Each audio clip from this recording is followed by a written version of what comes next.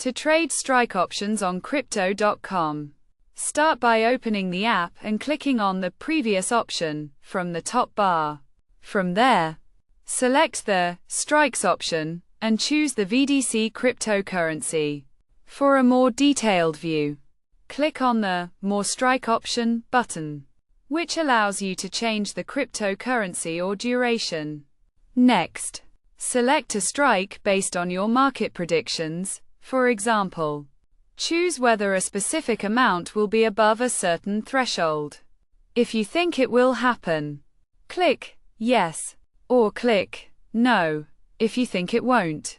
After making your selection, enter the number of contracts you want to purchase and scroll down to the Place Order button at the bottom of the screen. Before confirming, review the details, including the probability of your strike option, the amount you're paying, and any fees. Once satisfied, click the Place Order button and confirm your order.